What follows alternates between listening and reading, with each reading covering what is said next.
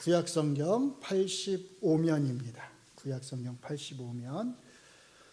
자, 찾으셨으면 우리 같이 한 목소리로 하나님 말씀 출애굽기 3장 13, 14절을 같이 읽겠습니다. 모세가 하나님께 아뢰되 내가 이스라엘 자손에게 가서 이르기를 너희의 조상의 하나님이 나를 너희에게 보내셨다 하면 그들이 내게 묻기를 그의 이름이 무엇이냐 하리니 내가 무엇이라고 그들에게 말하리이까. 하나님이 모세에게 이르시되 나는 스스로 있는 자이니라. 또 이르시되 너는 이스라엘 자손에게 이같이 이르기를 스스로 있는 자가 나를 너희에게 보내셨다 하라. 아멘. 저희가 주일날 오후에 소요리 문답을 살펴보고 있는데 지난번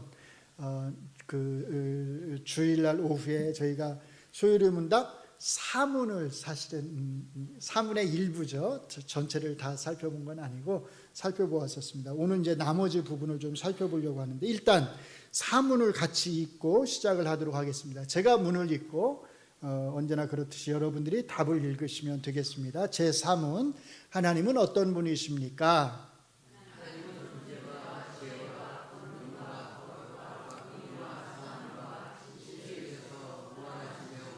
영원하시며 불변하신 영이십니다. 아멘. 예, 이 사문에서 하나님과 관련해서 크게 세 가지를 말하고 있다고 말씀을 드렸어요. 첫째로 우리가 지난번에 살펴본 거죠. 하나님은 어떤 분이시다? 영이시다. 이겁니다.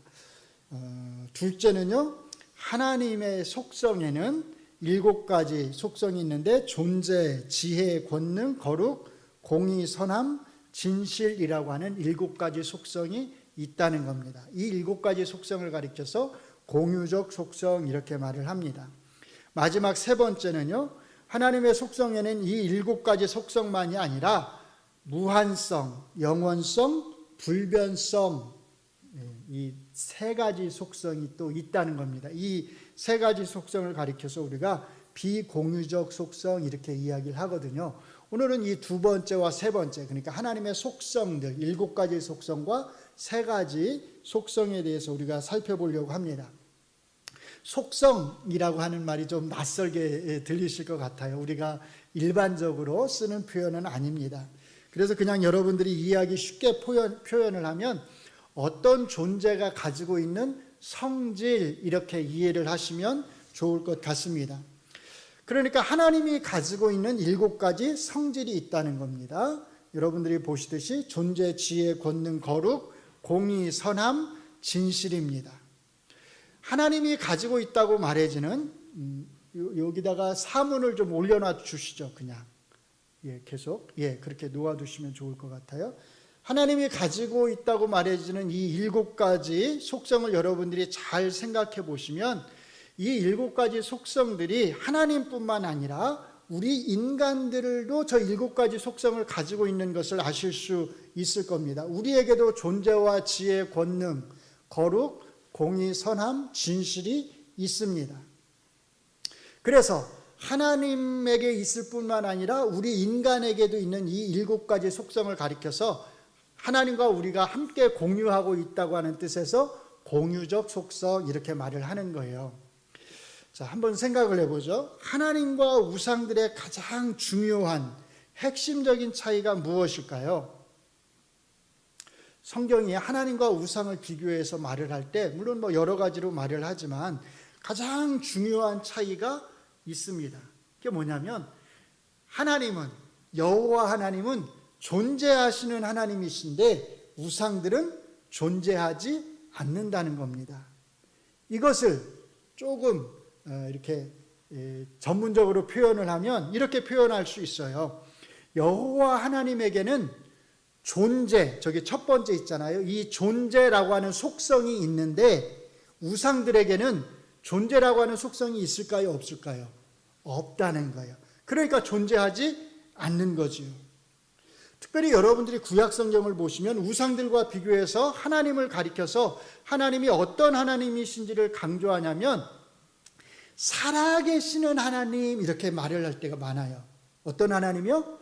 살아계시는 하나님, 이 표현이 많이 나오거든요. 시편 42편 2절에 보시면 이렇게 말합니다. 같이 읽어볼까요? 시작. 내 영혼이 하나님 곧 살아계시는 하나님을 갈망하나니 내가 어느 때에 나아가서 하나님의 얼굴을 배울고. 하나님은 어떤 하나님이요? 살아계시는 하나님, 이렇게 말을 합니다. 이사야 37장에 보시면 아수르의 랍사게라고 하는 장군이 남유다를 쳐들어와 가지고 예루살렘을 포위합니다. 그리고서는 막 하나님을 조롱하고 남유다 백성들을 조롱을 하거든요. 이 이야기를 다, 이 비방하는 이야기를 다 히스기야 왕이 듣고서 이사야 선지자에게 사람을 보내서 기도해달라고 부탁을 합니다. 그때 이 히스기야 왕이 이렇게 말을 해요. 랍사게가 그의 상전 아수르 왕의 보냄을 받고 살아계시는 하나님을 회방하였은즉. 누구를 회방했다고요? 살아계시는 하나님을 회방했다, 이렇게 말을 합니다. 이것뿐만이 아닙니다. 여러분이 잘 아는 다니엘 있잖아요. 다니엘이 사자굴 속에 던져졌다가 살아서 나오잖아요.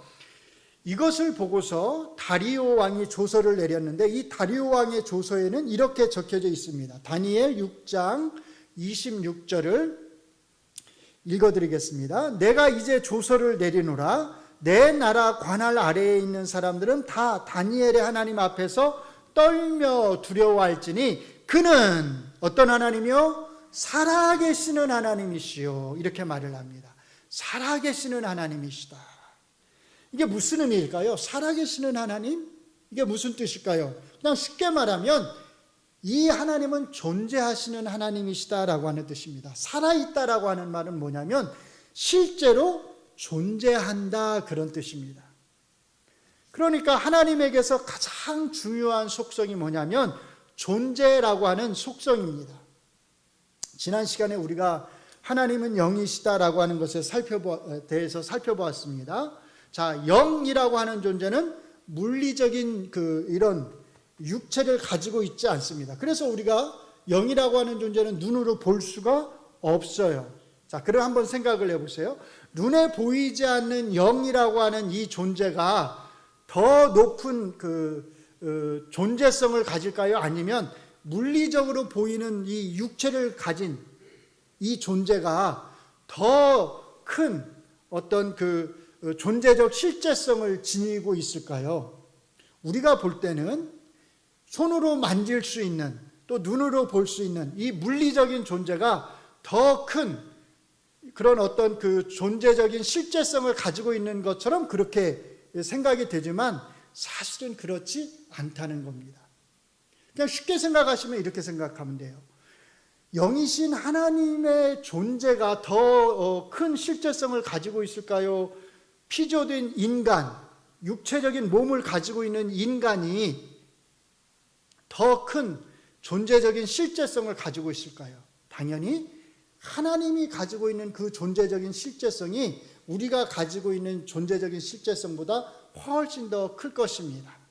그렇기 때문에 사실 우리가 생각하는 것과는 다르게 육체적인 어떤 존재가 가지고 있는 실제성보다 영이신 하나님이 가지고 있는 그 존재적인 실제성이 훨씬 큰 것을 우리가 알 수 있습니다. 그래서 오늘 여러분들이 이 사문을 보시면, 사문을 다시 올려주세요. 제일 먼저 언급하는 게 7가지 속성 중에 제일 먼저 뭘 언급하냐면 존재에 대해서 언급을 합니다. 하나님은 존재하신다는 뜻입니다. 하나님은 어떤 하나님이요? 존재하시는 하나님이요. 실제로 존재하시는 하나님이시라는 겁니다. 하나님이 존재하신다라고 하는 이것을 전제로 할 때 사실은 그 다음에 나오는 모든 속성이 의미가 있는 것이거든요. 만약에 하나님이 존재라고 하는 속성을 가지고 있지 않는데 지혜에 대한 또는 권능에 대한, 거룩에 대한, 공의에 대한, 선함에 대한, 진실에 대한 속성에 대해서 이야기해봐야 아무 의미가 없습니다. 그렇겠죠? 존재하지 않는 하나님에 대해서 아무리 지혜를 말하고 공의를 말하고 선함을 말해본들 그게 무슨 의미가 있겠어요? 그것은 마치 우상에 대해서 이야기하는 것하고 똑같거든요. 우상은 존재하지 않잖아요. 그래서 다른 모든 속성들은 하나님이 존재라고 하는 저 첫 번째 속성을 가지고 있을 때에만 사실 의미가 있습니다. 그래서 존재에 대해서 제일 먼저 앞에 이야기를 하는 것입니다. 그런데 이 존재라고 하는 속성은 하나님에게만 있는 속성은 아닙니다. 그렇죠? 이 땅에 존재하는 모든 것들이 다 존재라고 하는 속성을 가지고 있어요. 나무도 존재하잖아요. 존재의 속성이 있는 거예요. 우리 역시 마찬가지입니다. 우리 인간들에게도 이런 존재의 속성이 있습니다. 왜냐하면 우리도 존재하고 있잖아요. 우리 인간도 존재하잖아요. 그러니까 하나님도 존재하고 우리 인간도 존재합니다. 그런데 하나님에게 존재라고 하는 속성이 있듯이 우리에게도 존재라고 하는 속성이 있지만, 그래서 우리가 이것을 가리켜서 공유적 속성 이렇게 말을 하지만, 그런데 엄격하게 따지면 하나님의 존재와 우리 인간의 존재 사이에는 엄청난 차이가 사실은 있다는 것입니다.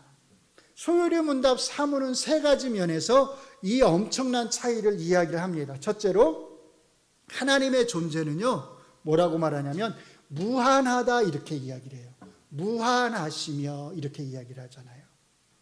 이것을 가리켜서 무한성 이렇게 이야기를 합니다. 무한이라고 하는 말은 무슨 뜻이냐면 한계가 없다. 무한이니까 한계가 없다는 뜻입니다. 특별히 하나님은 공간적인 면에서 한계가 없으십니다. 이렇게 공간적인 면에서 한계가 없는 것을 가리켜서 우리가 뭐라고 말하냐면 편재성 이렇게 얘기해요. 혹시 들어보셨나요? 편재성. 하나님은 편재하시다. 혹시 이런 말 들어보셨나요? 옛날에는 많이 썼는데 요즘은 잘 안 쓰는 것 같아요. 편재라는 말은 무슨 뜻이냐면 어디에나 다 있다는 뜻입니다. 그러니까 하나님이 편재하다 그 말은 하나님은 어디에나 계시지 않는 곳이 없다는 뜻이에요. 공간적인 면에서 하나님은 어디에나 계심을 믿으시죠? 여기에만 계실까요? 하나님께서 여기에만 계시는 것이 아니라 하나님은 저 미국에도 계시고 아프리카에도 계시고 일본에도 계시고 세계 어디에나 계시는 분이 바로 하나님이십니다. 그래서 하나님은 공간의 제한을 받지 않으시는 분이에요. 공간을 초월해 계시는 분이 바로 하나님이십니다.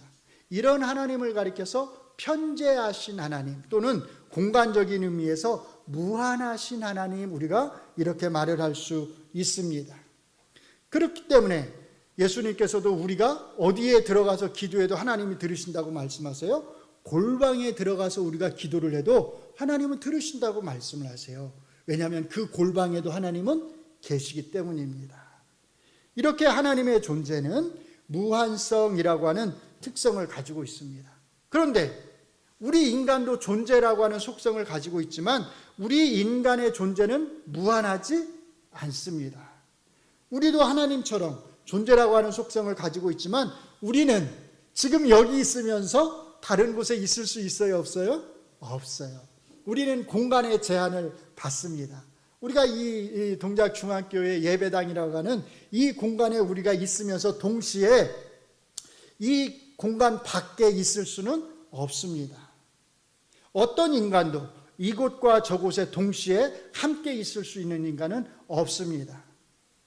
그래서 인간은 공간이라고 하는 것에 대해서 항상 제한을 받을 수밖에 없는 한계를 가지고 있는 거예요. 그렇기 때문에 잘 생각해 보면 하나님도 존재의 속성이 있고 우리 인간도 존재의 속성이 있지만, 그래서 이걸 공유적 속성이라고 말은 하지만 엄격하게 살피면 이 하나님의 존재와 우리 인간의 존재 사이에는 굉장히 큰 차이가 있다고 하는 것을 우리가 알 수 있습니다. 하나님은 무한하신 존재, 우리는 유한한 존재. 하나님은 공간의 제한을 받지 아니하시는 존재이시고 우리는 공간의 제한을 받는 존재라고 하는 그런 한계가 있는 것입니다. 둘째로요, 하나님의 존재는 영원하다 이렇게 말합니다. 영원하시며, 이것을 영원성 이렇게 이야기를 해요. 아까 제가 무한성은 공간과 관련해서 한계가 없다고 그랬잖아요. 영원성이라고 하는 것은 시간과 관련되어 있습니다. 시간과 관련해서 한계가 없는 것, 그것을 가리켜서 뭐라고 말하냐면 영원하다 이렇게 말을 하는 겁니다. 그러니까 하나님께서는요, 공간의 제약을 받지 아니하시듯이 뭐의 제한도 받지 않아요? 시간의 제한도 받지 아니하시는 하나님이시다라는 겁니다.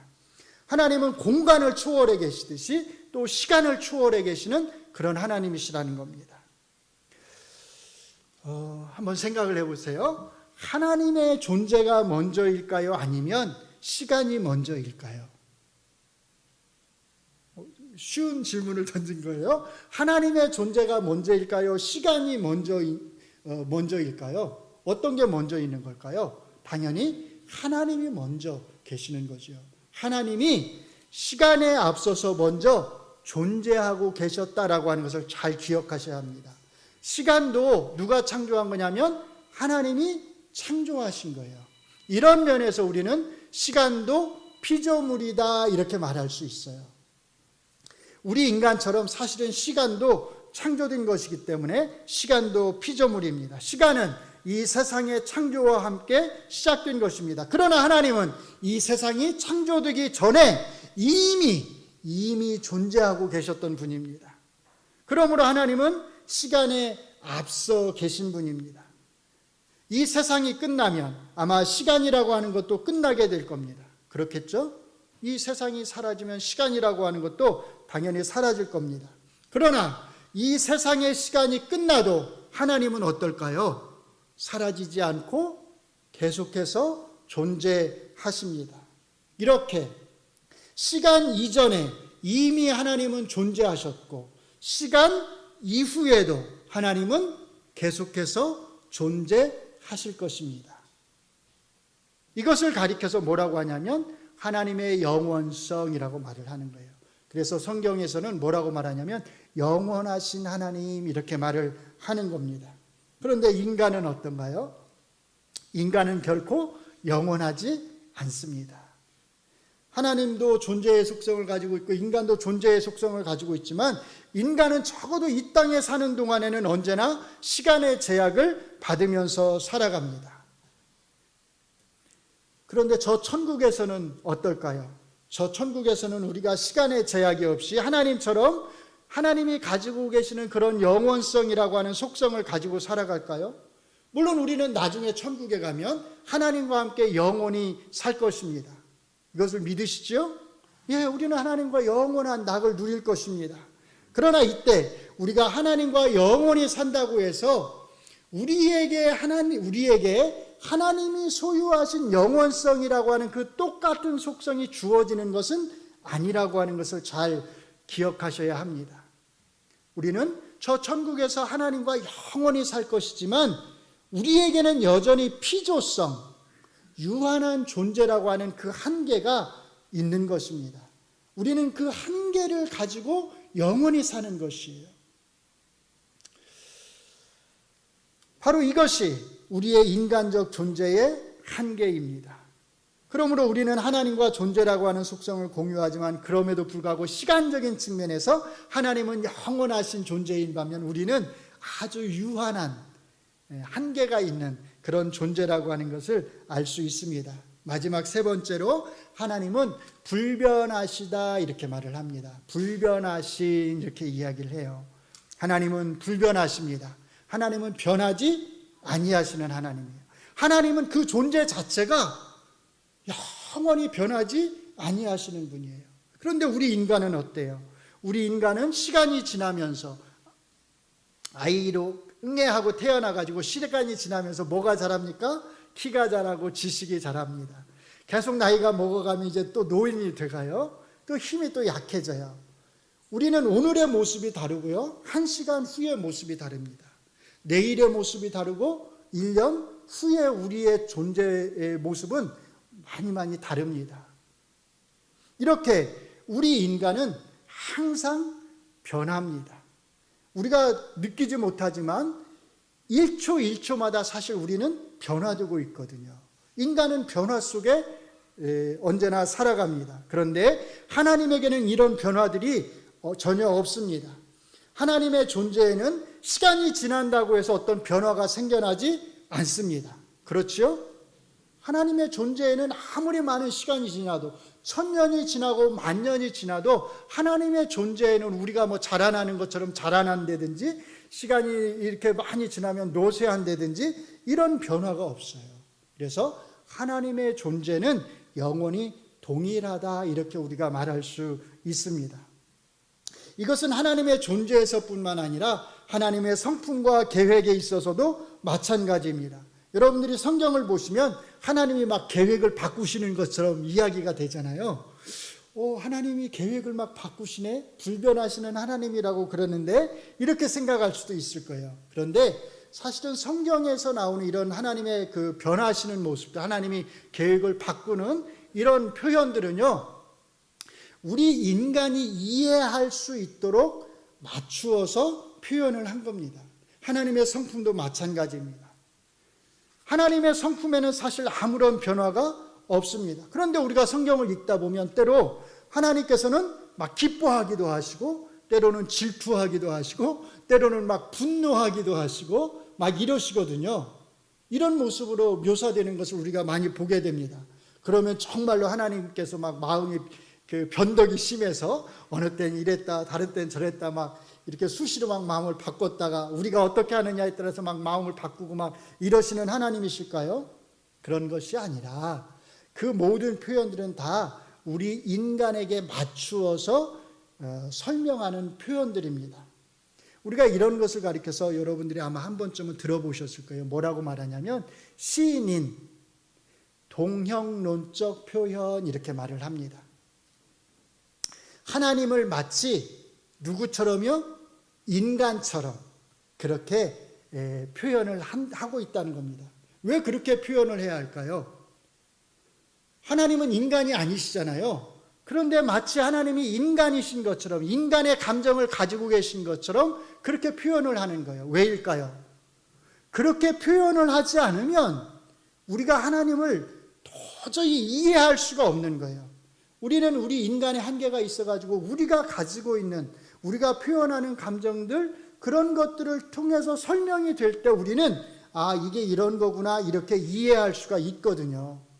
그래서 우리가 하나님을 이해하려면 하나님을 마치 우리 인간처럼 그렇게 표현을 해서 설명을 하는 길밖에 다른 길이 없습니다.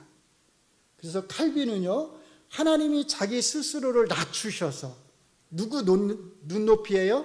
우리 인간의 눈높이에 자기 자신을 낮추셔서 자기 자신을 계시해 주셨다, 드러내 주셨다, 설명해 주셨다 이렇게 말을 합니다. 만약에 그렇게 하나님이 그 눈높이를 우리 인간에게 맞추어서 설명해 주지 않으셨다면 우리는 하나님을 이해할 길이 없습니다. 그래서 칼빈은 이 하나님의 자기 낮추심, 이 눈높이, 우리에게 눈을 맞춰주신 거, 이것이 얼마나 큰 은혜인지 모른다고 말을 합니다. 이렇게 하나님은 그 존재에 있어서 불변하시는 하나님이신 반면에 우리 인간은 그 존재가 항상 변하는 존재인 것을 알 수 있습니다.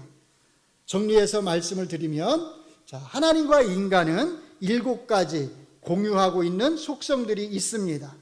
그 중에서 제가 뭘 가지고 설명을 드렸냐면 제일 앞에 나오는 존재를 가지고서 설명을 드린 거예요.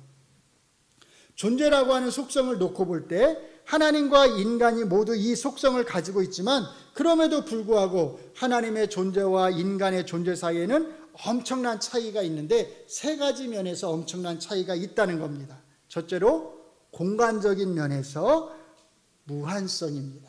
하나님은 무한하신 하나님이라는 겁니다. 둘째는요, 시간적인 측면에서 영원성입니다. 하나님은 영원하신 하나님.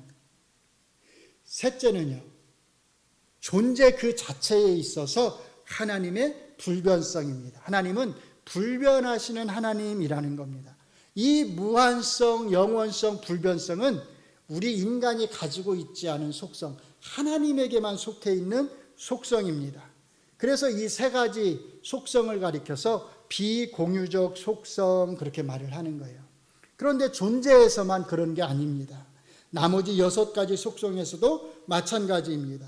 지혜의 속성에 있어서도요, 하나님과 인간은 모두 지혜를 가지고 있습니다. 하나님에게도 지혜가 있고 우리 인간에게도 지혜가 있습니다.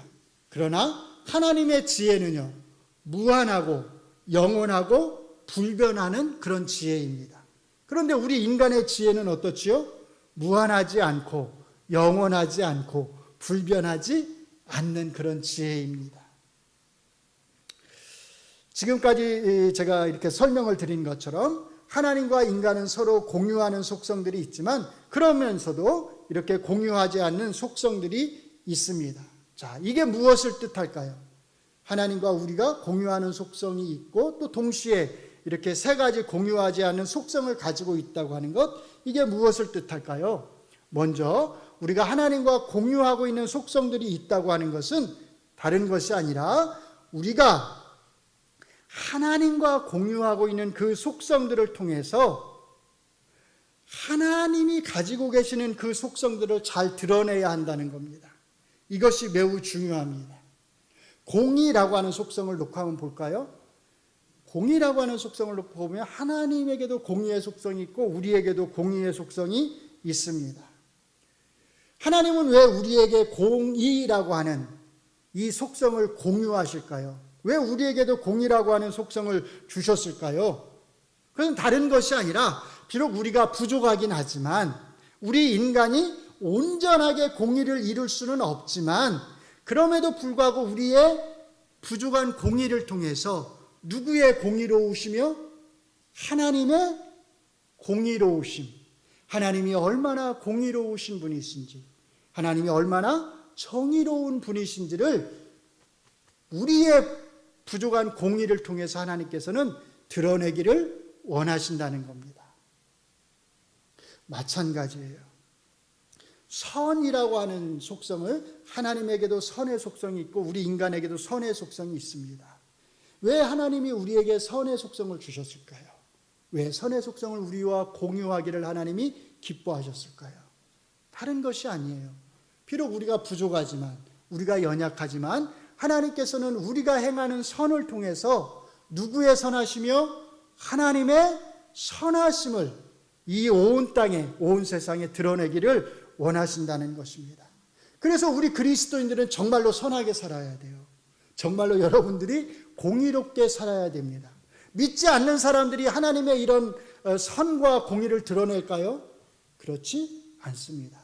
이 땅에서 하나님의 공의로우심과 선하심을 드러낼 수 있는 사람들은 어떤 사람들이냐? 그리스도인들밖에 없어요. 하나님은 그리스도인들을 통해서, 하나님을 믿는 하나님 자기 자신의 백성들을 통해서 하나님의 공의로우심과 선함과 지혜 같은 이런 모든 선들을, 진실 같은 이런 모든 선들을 하나님께서는 드러내기 원하신다는 것입니다. 바로 이것이 하나님께서 자기의 속성들을 우리에게 공유하도록 해주신 그 목적입니다. 이렇게 우리가 하나님과 공유하고 있는 이런 속성들을 이 세상에서 잘 드러낼 때 우리는 하나님의 형상을 우리가 잘 드러냈다, 이렇게 말을 할 수가 있습니다. 창세기에서 인간은 뭘로, 어떤 모습으로 지음을 받았다고요? 하나님의 형상으로 지음을 받았다고 하잖아요. 바로 우리가 창세 때에 지음받은 그 하나님의 형상을 우리가 잘 드러내는 길은 다른 데 있지 않아요.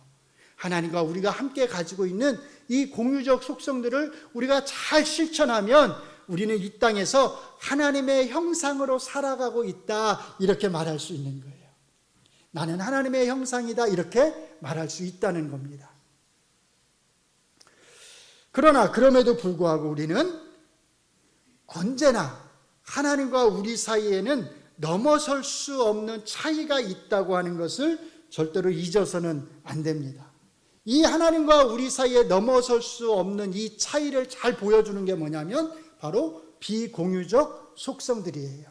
하나님만 가지고 계시는 무한성, 영원성, 불변성, 이 비공유적 속성들은 너희는 인간이고 나는 신이야 라고 하는 것, 너희와 나 사이에는 감히 함께 할 수 없는 거리가 있단다라고 하는 것, 하나님은 하늘에 계시고 인간은 땅에 있다고 하는 사실을 우리가 기억할 수 있도록 해줍니다. 그래서 하나님과 인간 사이에는 본질적인 존재의 차이가 있는 것입니다. 이 차이, 하나님과 인간 사이에 있는 이 본질적인 존재적 차이를 잘 보여주는 말씀이 어떤 말씀이냐면 오늘 저희가 처음에 읽었던 출애굽기 3장 13절 14절의 말씀입니다.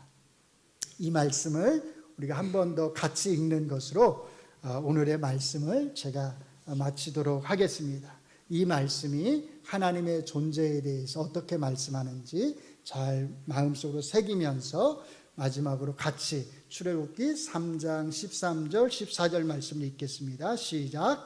모세가 하나님께 아뢰되 내가 이스라엘 자손에게 가서 이르기를 너희의 조상의 하나님이 나를 너희에게 보내셨다 하면 그들이 내게 묻기를 그의 이름이 무엇이냐 하리니 내가 무엇이라고 그들에게 말하리이까. 하나님이 모세에게 이르시되 나는 스스로 있는 자이니라. 또 이르시되 너는 이스라엘 자손에게 이같이 이르기를 스스로 있는 자가 나를 너희에게 보내셨다 하라. 아멘. 기도합니다. 하나님은 스스로 계시는 분입니다. 스스로 있는 자이십니다. 하나님은 그 어떤 것에도 그 어떤 존재에도 의지하지 아니하시는 유일하신 하나님이십니다.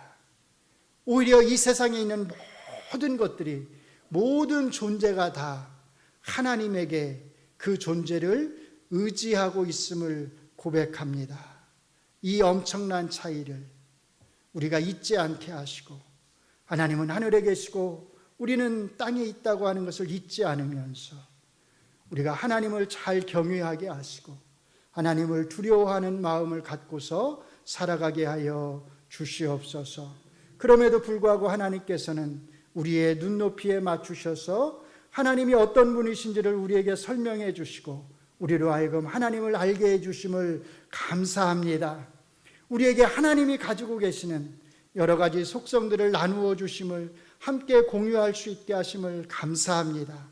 그 하나님의 뜻을 우리가 잘 헤아리면서 이 땅에서 우리가 그 하나님의 속성들을 잘 드러낼 수 있게 하여 주시옵소서. 하나님의 형상으로서 부끄럽지 않게 우리가 살아갈 수 있게 하여 주시옵소서. 예수님 이름으로 기도합니다. 아멘.